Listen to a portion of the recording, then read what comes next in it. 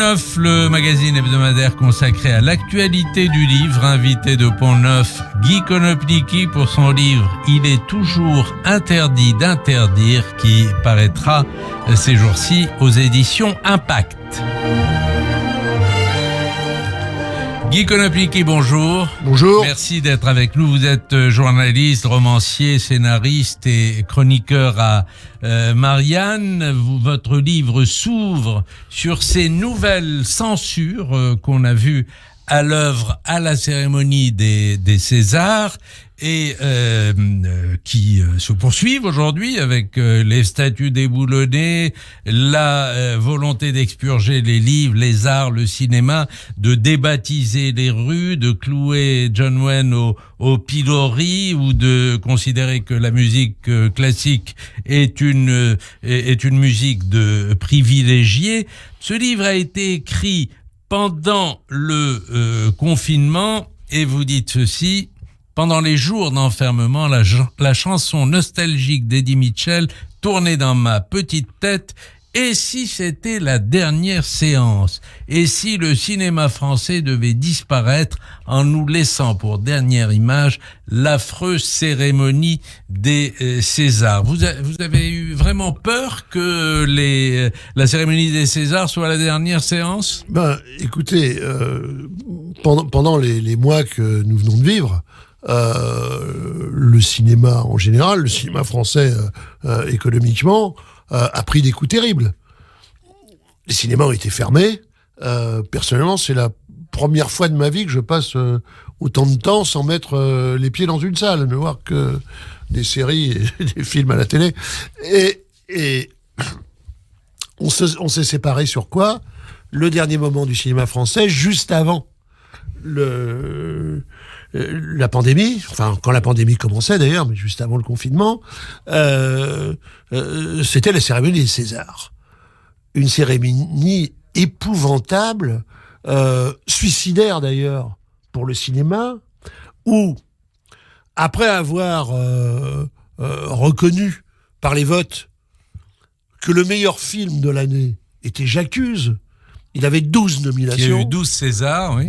12 nominations, pardon. Il a eu 3 Césars, dont un à une femme d'ailleurs qui signe les costumes. Et toute la cérémonie est totalement tournée contre Roman Polanski, jusqu'à l'ignominie. Jusqu'à l'ignominie, parce qu'on a quand même, on nous aura quand même,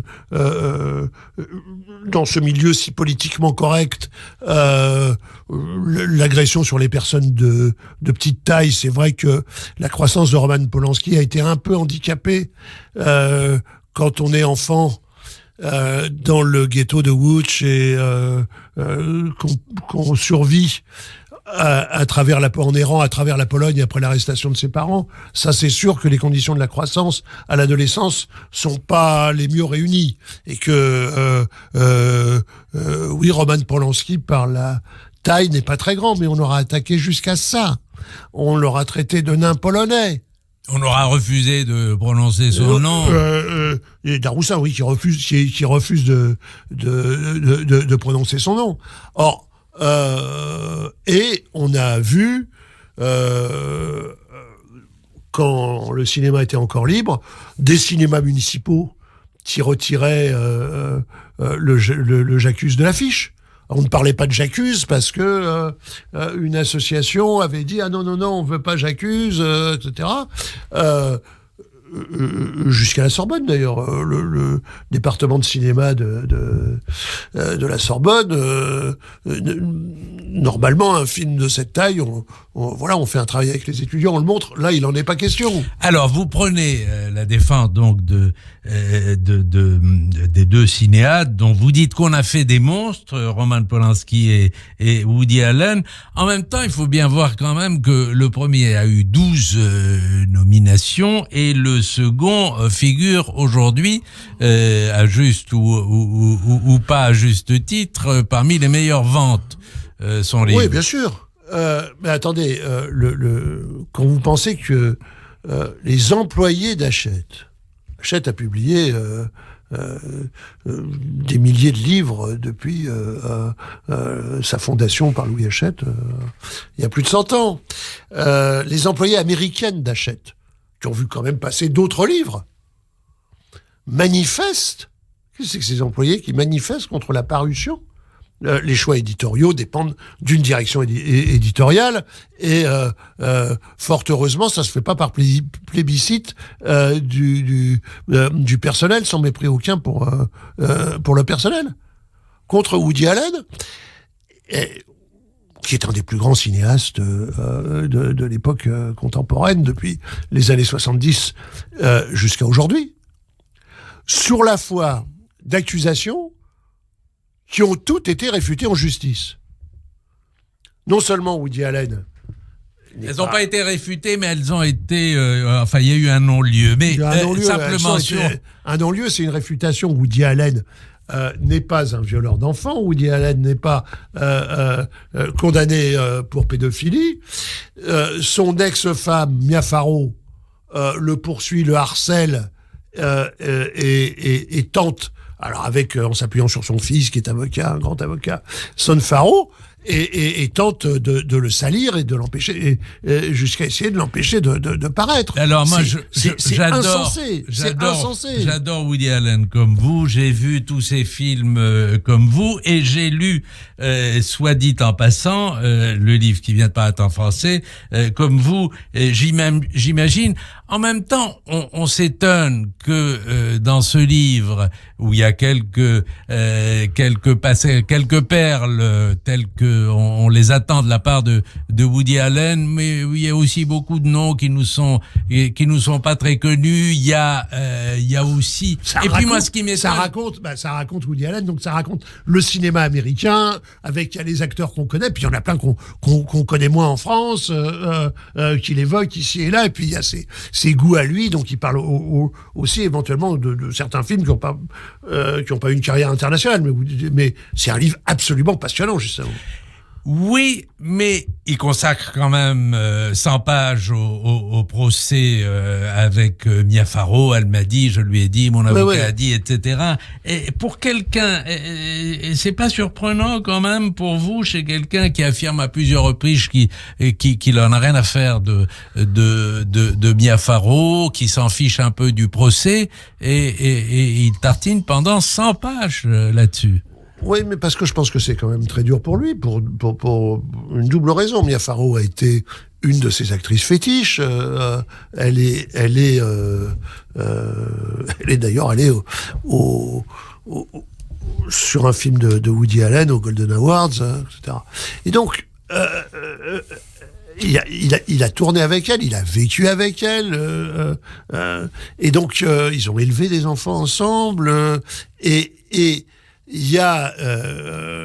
c'est une longue guerre qui a marqué sa vie. La guerre commence avec sa belle-mère, Maureen O'Sullivan, qui est Jane dans les Tarzans. Disons que Maureen O'Sullivan s'est jamais remise de ce que ce prototype de l'homme occidental devenu roi de la jungle était un juif autrichien champion de natation, Johnny Weissmuller, allemand ou autrichien, je sais plus, et elle était sur une ligne très Deep America, et ce petit juif new-yorkais qui avait épousé sa fille l'énervait au plus haut point. Et donc, dans un premier temps, il y a un moment où Mia Farrow, dès qu'il y a eu des accros dans le ménage, a repris la haine de sa mère pour Woody Allen. Et donc, il a vécu ça pendant 20 ans. Pendant 20 ans. C'est pas un simple procès. Et donc, il est assez normal qu'à l'heure de ses mémoires, d'un homme qui a quand même maintenant un certain âge, il y ait cette amertume de ne pas être entendu. Il dit pourquoi on écoute ce que dit Mia Farrow et on ne m'écoute jamais. Et voilà le problème. Et ça c'est très juste. C'est-à-dire que en une phrase, Woody Allen pose ce problème que je pose plus largement de la justice médiatique. C'est-à-dire que dès l'instant où vous désignez quelqu'un à la vindicte populaire, il est coupable. C'est l'accusatrice qui a raison. L'accusatrice a toujours raison. C'est terrible. Il y a la même chose pour Polanski. Polanski, il y a des faits que Polanski ne nie pas, qui ont été jugés aux États-Unis en 1977. Et pour le reste, il y a des accusations. Alors il y a 2, 3 femmes qui disent, et toutes ces accusations sont toujours dans des délais de prescription, c'est-à-dire qu'on ne peut plus les vérifier en justice. Et donc, la seule défense, c'est de répondre, ce que Roman Polanski évite de faire. Il évite les Polanski, il fait du cinéma, il évite... Mais c'est quand même hallucinant, parce que vous avez un témoin, je donne les détails dans le livre, mais vous avez une dame qui dit « Ah, il y avait un témoin, mais il est mort. Ah oui, il y a 40 ans, il m'a fait ça. Il y a 40 ans, Roman Polanski m'a fait ça. Bon, dans son chalet en Suisse, etc. » Et elle parle d'un voisin qui aurait entendu des cris, qui aurait témoigné. Le problème, c'est que ça fait 10 ans qu'il est mort, ce voisin. Et donc, qu'est-ce que c'est que ces façons d'accuser les gens, alors qu'on ne peut pas fournir les preuves, et qu'on décide de le faire quand on ne peut plus aller en justice. Alors, vous allez, Guy Konopnicki, manifestement, vous avez pris des risques dans ce livre. Vous n'avez pas peur de soulever contre vous toutes les ligues des féministes pures et dures et toutes les ligues de vertu? Écoutez, les ligues de vertu sont ce qu'elles sont, la mienne est ce qu'elle est. À titre personnel, je ne crains rien, je n'ai rien à cacher. Mais surtout, il y a un moment, ce qui est en jeu, c'est 2 libertés, toutes simples. La liberté de l'auteur, du créateur, du scénariste, du cinéaste, du romancier, de l'homme politique, etc. Où on ne peut plus faire un pas. Quand il y a des délits réels, il y a des délits réels. Il y a des poursuites, il y a des tribunaux. Quelquefois, les tribunaux en rajoutent même assez comme ça, sans qu'on ait besoin de... Mais vous êtes contre les censures médiatiques et contre les interdictions de toutes sortes. De quel droit? Vous avez... Alors, on va prendre un exemple, pardon, parce que là-dessus, j'aimerais que vous alliez au bout de votre idée. Je vais prendre l'exemple de Céline, dont vous parlez dans le livre. Devrais-je jeter, dites-vous, Voyage au bout de la nuit, en déconseiller la lecture, exiger qu'on le retire des bibliothèques, qu'on le jette au pilon, parce que Céline est aussi l'auteur d'abominables pamphlets antisémites. Oui, mais on a le droit de vous poser la question, vous êtes...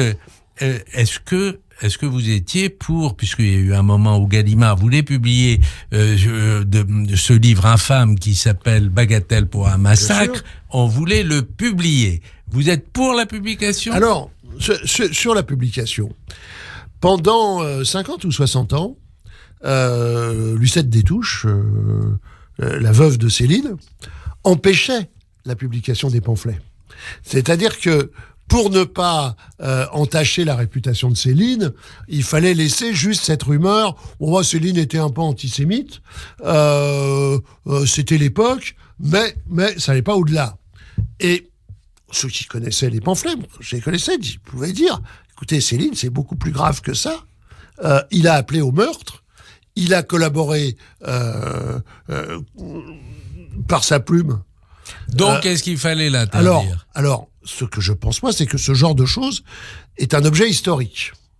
Ce qui vaut aussi pour Mein Kampf. C'est un objet historique. Donc, à un moment, un objet historique doit être publié parce qu'il faut qu'on puisse travailler sur ce qu'a été l'occupation. Mais Gallimard voulait le publier et le remettre en vente. Avec une préface, quoi. Oui, avec une préface. Une préface je et pense des qu'une notes. Préface. Et des notes et 5 kilomètres de notes. Il faut un appareil de notes. Il faut un appareil de notes sérieux. Il faut... mais à un moment... qu'on sache que Céline, c'était ça, me paraît important.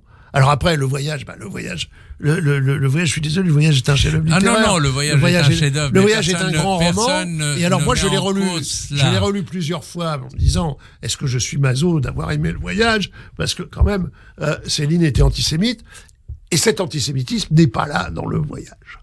Et la seule chose qui est là, c'est une chose que Nizan avait remarqué dès la publication du livre, Paul Nizan, qui écrit « Cette révolte-là peut basculer d'un côté ou de l'autre ». Voilà. Moi, je vais vous dire, il m'est arrivé d'écrire au moment de la publication de la volonté, du désir de publication, de dire il faut pas l'interdire, mais il faut pas le publier non plus. Parce que même pour faire plaisir à Madame Destouches, qui à l'époque voulait retrouver un peu de droit d'auteur sur le livre. Mais c'était d'ailleurs l'objectif de l'opération. C'était l'objectif numéro 1. Non, mais c'est-à-dire que après, c'est la responsabilité de l'éditeur, de personne d'autre.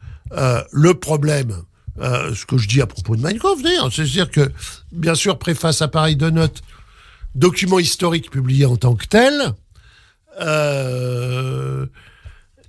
mais évidemment, vous n'empêcherez pas un certain nombre de malades de ne jamais tenir compte des avertissements.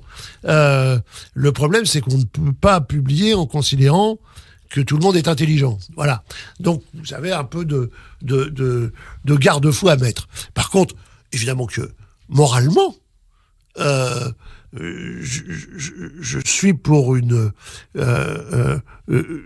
publication en obligeant les héritiers à ne percevoir aucun droit d'auteur, aucun, voilà, reversé à la Fondation pour la mémoire, pour la mémoire de la Shoah, ce qu'on veut, mais pas de droit d'auteur, et que ce soit des éditions très annotées, très encadrées.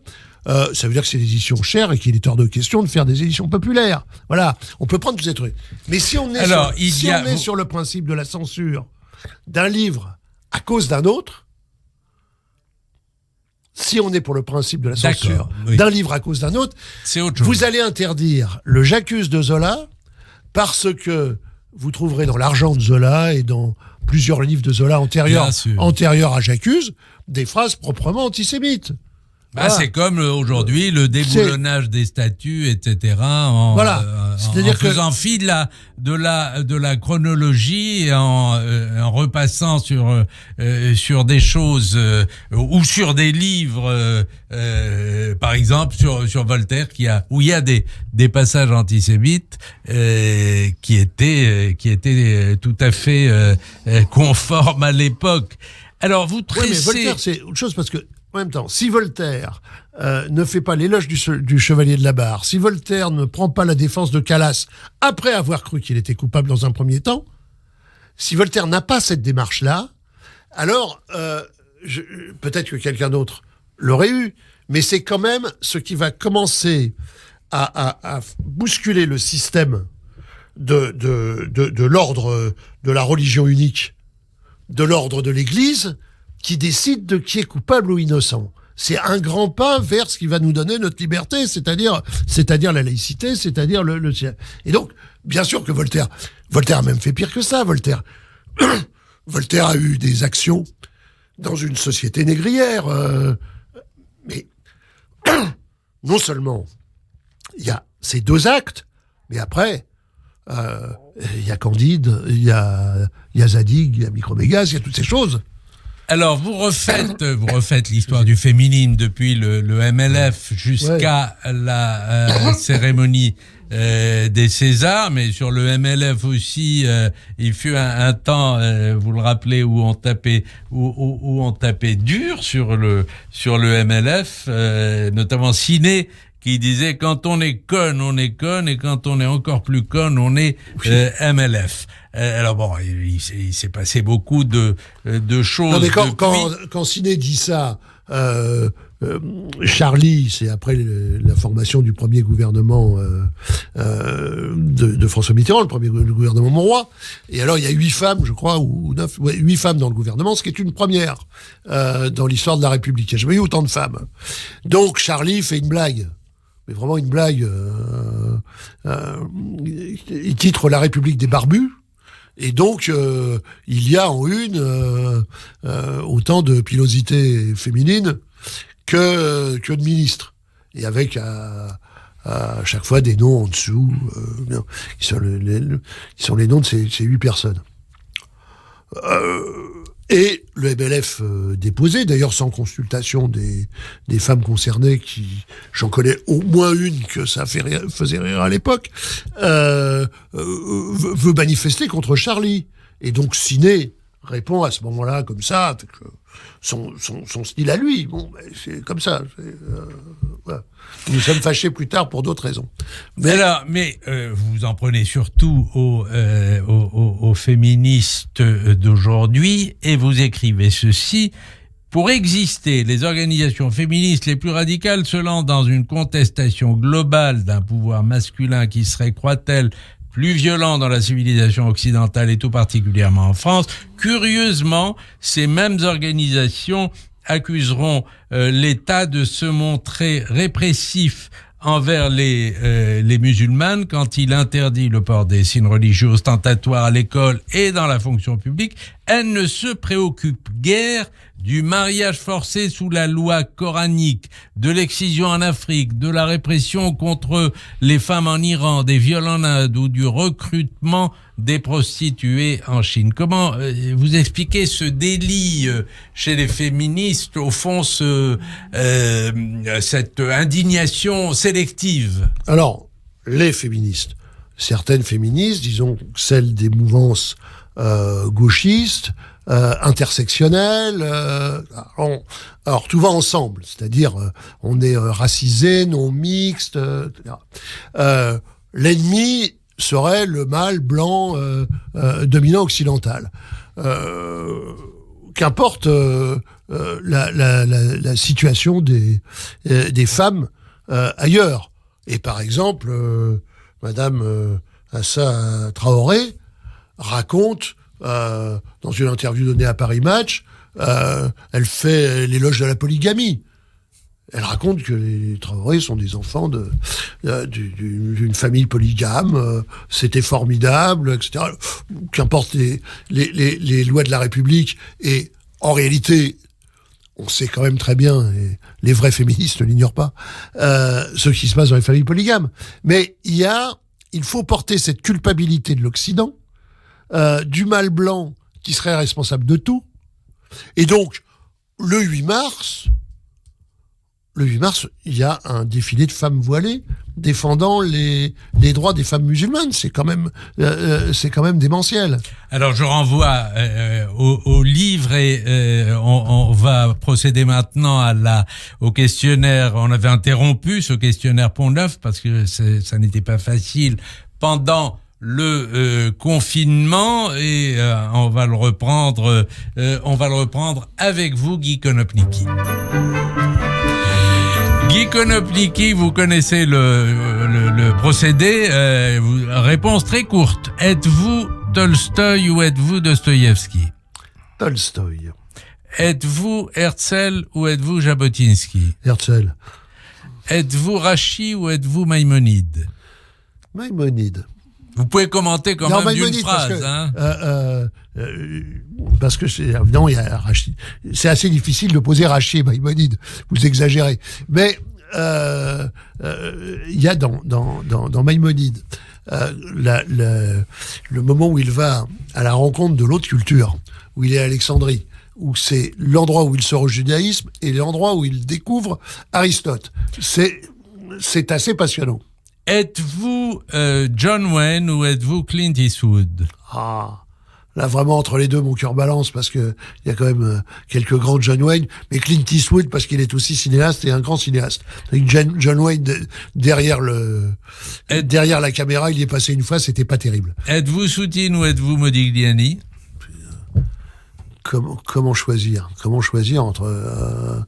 c'est très difficile, j'ai envie d'être Soutine et Modigliani. Disons Soutine. D'accord. Oui, parce qu'il est proche de... Il est proche de vous, il est de la même région, non? Oui, enfin, le côté juif italien de Modigliani est intéressant, mais c'est vrai que Soutine vient un peu du même monde, mais êtes-vous Facebook ou êtes-vous Twitter? Facebook parce que j'aime bien, parce qu'on y discute. Sur Twitter, on balance. Sur Facebook, on discute. Merci Guy Konopnicki. Je rappelle le titre de votre livre. Il est toujours interdit d'interdire aux éditions Impact. C'était Pont-Neuf. Vous pouvez retrouver l'intégralité de cet entretien sur radioj.fr. Bonne semaine à tous et prenez soin de vous.